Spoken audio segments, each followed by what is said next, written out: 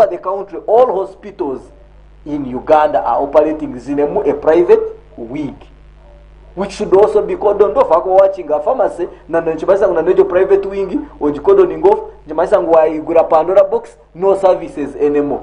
So he has failed to control that. To say another example I can give you is the economy. Tugamba bintu bya petrol stations z'amajuta no shanga petrol station atkankweze ga example kuruga hari ibiri kuruga mahembe gente kushuma kwikakora nori haronka nka 15 petrol stations konka no shanga share totale ya mahembe gente neguza kakaga na bitanu washuma waza share jiri hiyo neguza kakaga na bitanu washuma waza share ya ajipu yo neguza kakaga na binana chenana waza gas one to do a liberal economy whereby and that's what I'm saying, that we are President Museveni has left everything open in the name of liberal what economy. Mcho tukurebera ovuyo mu mashomero political parties in schools does not zine boundary. That's what I'm driving at. Politics nazot zine chi tizine boundary ngu hati kuchira abecha mashomero aba anupu mutakaza yo munanka no mu university mukateka yepande byanyu. Yes, you can have a candidate who is nup leaning, because we also want multi-party democracy, those values to come out. A student can be nup leaning konka, it should not be pronounced. It should not charge how can the environment. It be nanka nup leaning and it is not pronounced because it is already pronounced. If it's leaning or not, and it is known. That let there be that control. One or even having a nup leaning candidate, nanga an FDC leaning candidate is going to charge the atmosphere. Chiretera bana kuba stab. You imagine umwana wishomero kustabinga mutayu to that level. Yeah, oban hatred. Which type of politics is that? With a broken community morals. Emitima yabantu level yibashirengwe. A person can kill another whatever reason. Abako batukumanyisa nko wazo politics nezoza kuletera wajiro mutima gwobwisi ninanoga bogwi uncontrolled politics. So the issue here is uncontrolled politics. What are the advantages? What are the, is there any advantage? Haroho ekirungi chona katu iha primary tuza secondary tuza institutions kugira ngo abantu ba identify abana ba identifying na nebibina ebiriyo mu butegetsi like FDC NRM and the alliance. Yes, is there any advantage? Yes, there is an advantage. There is an advantage. There is a very, very huge advantage. No kugira ngo democracy yitu ya Uganda teka machuari injiri nanga teka built on the real fundamentals. Hat kan ku yonka United States of America. Had you different other political parties, but the main party is Democratic Party and Republican Party. Hat kan ku hire the Democrats are liberals. The Republicans are conservatives. Aba Democrat bone liberals efura barinka President Museveni ebintu mubireke buli omwakore cyakora. Republicans bone bakujangu there must be some control. Kokuja waza kintu cha abortion kankwire yo at least kintu kira ba separating age. Aba Democrats bakujirangu we are pro life. Aba Democrats baja we are pro choice. Omukazi yanenda kwiha mwenda ajihe. Aba Republican bakujangu no, life comes from God. You don't have you can't know who somebody will be in the future. Bakujangu watu njirenda, if you opened your legs young girl and you got your pregnancy, produce. So those values nebazite komo bana from down in the grassroots.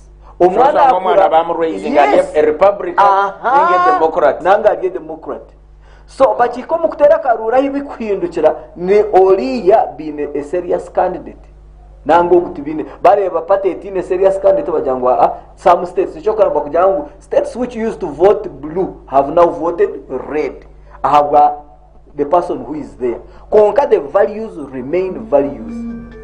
aba Democrat nibakugira ngu we must not just put tax incentives ati nko muri America the economy ko eriyo ne batafu aba Republican bono bakugira ngu it's an open market I mean aba Democrat it's an open market forces of supply and demand abananka n'aba Republican bajangu no we must control the economy so cheta that balance so okukuriza abana bitu on the parties and on democratic on multi-party dispensation is right chichire konko buzibaye bukwiza no kugira ngo ko kucekinga message ya NUP eyeriyo neyombekera abana ogirondebura okizo FDC okironda ideology FDC ineyeriyo neza kombekera abana bitu for the next 50 years nabo tubakajombekere kugireba cyana ba alliance ata alliance mwine because I think chire you I think are going otiza NRM wajibuzo oti what is the ideology the best ideology whatever the ideology is staying in power forever.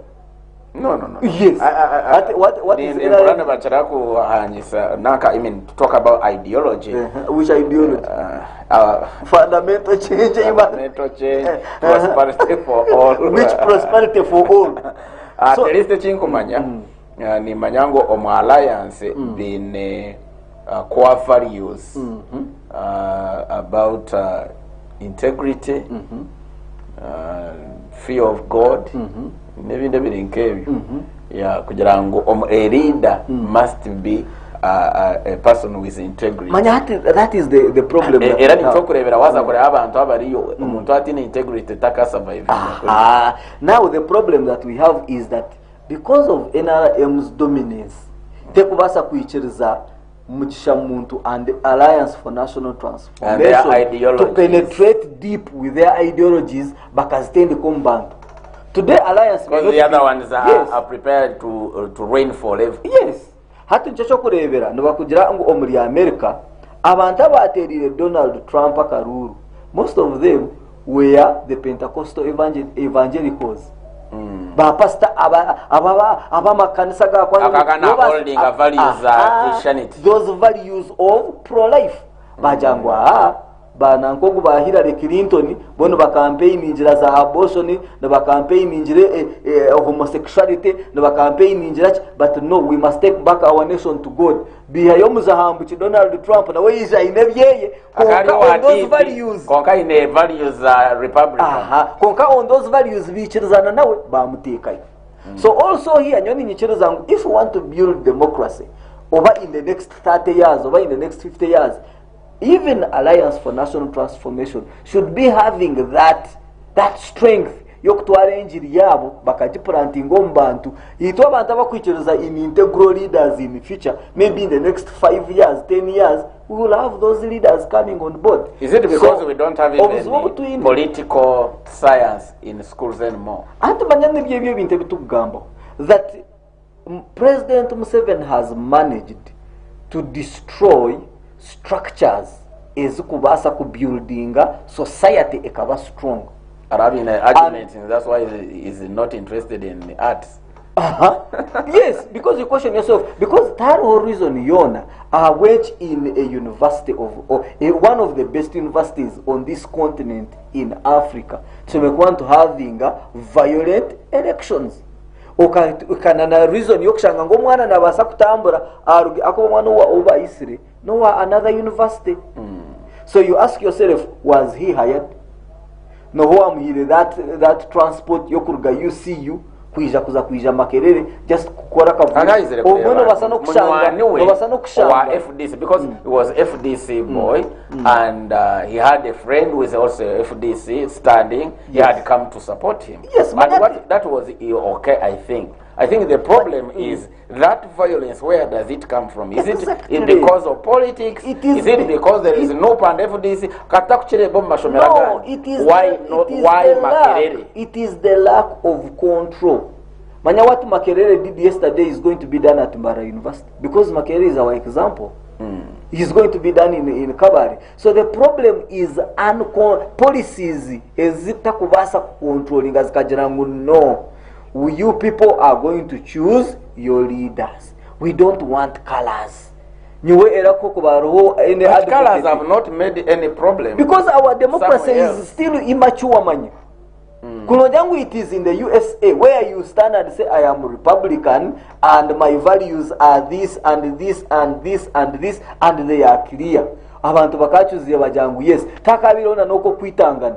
Konkatu noleba here, there is no control. Police neizeza mwebe ebitahamu. Abana batabukira police batabukira batera tear gas. You saw our election in 2021. My president Chagulanyi ukano shot his in a war.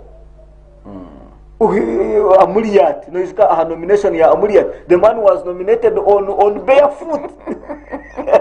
On barefoot. Kokugana wa enaremwa kunda enaremwa kujata hatu no levo gwe asaswire police mchanga change. We all don't want to see these wrongs and we criticize them. So my point is on this, that actually to achira dukwenda kudemandinga the release of our what? Of our MP. Hakuba camp yit actually it according to us and the evidence we have, it is NUP camp which was attacked. Konkati, the whole story want to change that it is NUP. That he was inciting violence. And because there are two things here. Okwichereza political parties abana bitu identifying wait, let me show you two sides.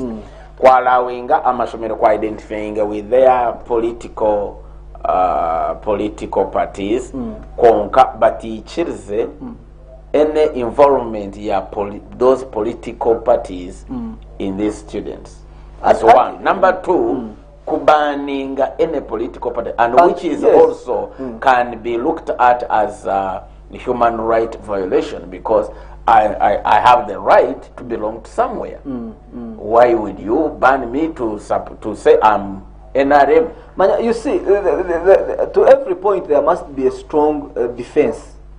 For me, I would go for the second choice, that since our democracy, since our politics are still immature, kandi nizitendinga kuba polarized, nizitendinga kuba charged zurgamuna na abana kufa, na nabantu kuba arrested without any cause. Nyonka bene ntekatekangu at the lower level. Let us ban political parties. People can identify with the political parties on a personal choice. Let no political party infiltrate. These parties also sponsor them. And that's where the problem That's where the problem comes from. All the money that they can give at the university. If this nejeta nitwabine yaman makerere turebye yitu nabo bateka yo sente. NU page to fabric kwa masanyarazi nabo bateka yo sente. Sponsoring their candidates, and at the end of the day abana baba charged esente bazikozesa kugura chupa. You imagine umuntu kukwate chupa ukachumita mwana mutahiwa. But that is hooliganism. And I don't, if they cannot even control it, but banning these elections, that kind of hooliganism mind narishi naba kurugahe. Kashimanya nchachina gambrangu President Museveni in these 36 years has only concentrated on keeping power and security. Na no kumentalinga, na no kuteko mbantu morals. Chocho kachiro nchifera chumu. Why should we put it on a president? He's the fountain of honor. He's the father of this nation. We have heads of schools. We have the whole lecture. I mean, we have lecturers. Twin Nanka professor. Why should we jump onto the President Museveni? President Museveni is controlling every unit. How long does it take President Museveni, who is the head of this? No manya ekayata nkakufa. Nibazumiwi ishek. Tukakuza kujangwa hausigaro kano yari mu kiyungu bwenche makara bwenche kiyungu chasi. So how long does it take President Museveni? President Museveni, how long does it take him to direct Makerere Vice Chancellor to stop those politics of killing? Why don't they stop politicians getting involved with students? Let them do their things, whether they identify themselves with political parties, but they ban any external politician to be involved in their politics. And I welcome that. It's supporting that let students identify politically by their own choice, by their own, and let them not even have a way of going down over to Kamocha, over to Chadondo, over to where to look for support from there. konka chinkumani manyangu President Museveni will not allow it. Akuba nawe na yenda ngo feeling he has makerere.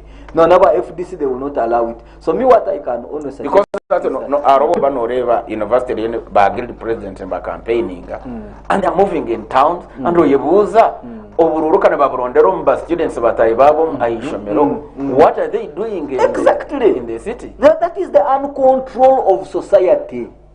Actually, if we can be helped, this society of Uganda needs to be controlled. In a program yesterday, umwana agize nyokunkoreba omwana omusirikare wa police tinkuzana kwebuza naenda kumbuza kinyoni banagiro munshaho muhira ekinamuhereza yongumizamo hakuba tinkuza kulina ngwaze kumbuza echaze ni manyango kiyanyemerereza niki naronda rangi. So we need serious mindset change. We need mindset change. We need to educate our people that politics should not lead to a loss of life. Politics should not lead to a killing. Politics should not charge the environment. So ndukhendera nyowe ningumiza mundu kutero muranga muturekurire segirinya na sewanya na bamazire myezi 10 omuchome bitubo mwaka tugwaza ko bakaba kwatumu kwa mwenda. So bamare myezi 10 twaza kuzo mu 11 release them. Kandi camp yitu eri innocent. We were the ones who were attacked na honorable Franka Kabuye na nabakwasubwe nabo. They should be given that right of bail bahoze barya heru. And then let's also not allow politics kuturya zikatumaraho. Unyo kuba opponent wawe ni mbanta aba enemy wawe. Era nyo abantu abona isimbire nabo mutakandeba ngo muzigu wanywa. I am your friend, only that I am praying in the left direction while you are praying in the right direction. It's only your opponent is not your enemy, is still a Ugandan, a relative. Let's embrace our nation Uganda and build it together. Mindset change. We need people have to direct our minds. What should we set our minds on? Because we can change our minds unto the wickedness, but let us change from wickedness to loving our nation Uganda, loving each other and working for peace. Bukenya Everest and Dr. Peter Mpaka of the Hotspot. God bless you.